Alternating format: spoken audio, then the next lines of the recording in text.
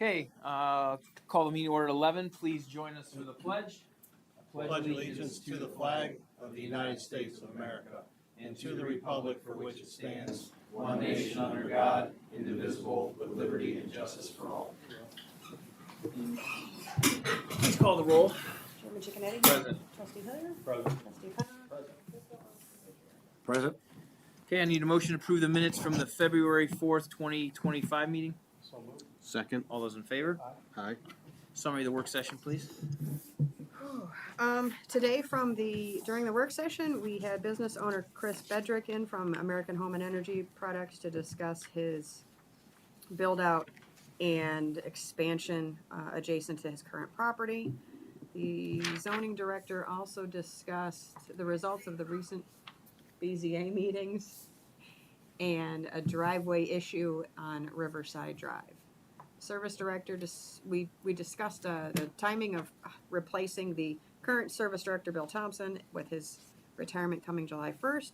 And we discussed the replacing the sidewalk snow plow equipment and the amount of salt used this year and what we have available to us still. Fire chief updated us on engine 2713 with the engine swap.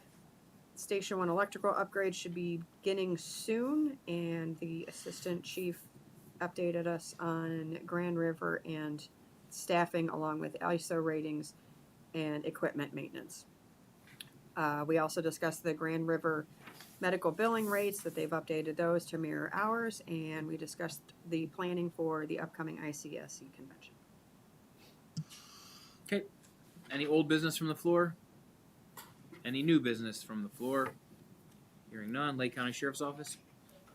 Is that on, Sean?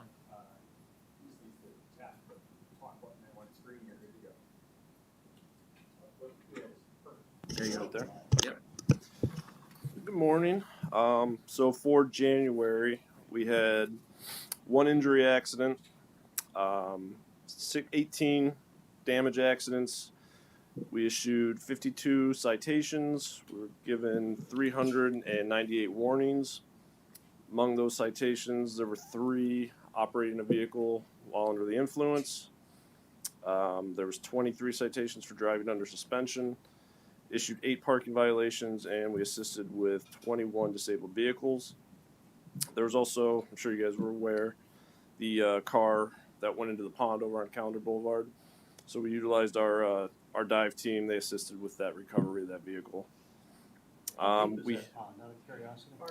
What's that? What did you say? Far too deep. Yeah, the vehicle was submerged completely. The driver was actually standing on top of the vehicle when they got there. He wasn't hurt. He was fine. And in his defense, in the pictures, it's very hard to tell there was a pond there because it was just all snow covered. So we had 12 domestic violence investigations that resulted in 3 arrests. There was 2 males and 1 female, I believe. There was an aggravated robbery that's still an active investigation. Our detective bureau is working that. They've developed suspects. I believe they're out of Cuyahoga County. So they're still working that. That's an open investigation.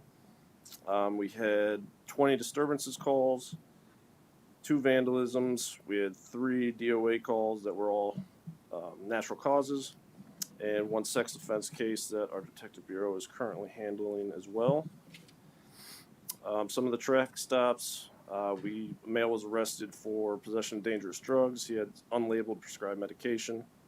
Another one, there was a firearms found in the vehicle, and he was charged with weapon under disability, improper handling, and possession of a controlled substance. He also had cocaine on him. There was a couple attempted B&Es to vehicles on Newell Street, but they were all locked, so no entry was gained. And there was a trailer that was reported stolen from Northridge that was later recovered in Cleveland. So he got their property back, and I believe Cleveland's charging them with receiving stolen property. And that is basically January in a nutshell. Got a question for you. Yes, sir. So on the one you talked about, the traffic stop with the prescription drugs, did he get cited on that one? He was arrested. He was arrested. But you said, all right, so educate me if there weren't his prescription drugs. So no, they weren't his prescribed drugs. They weren't even in a prescription bottle. It was just a pill bottle with no label on it.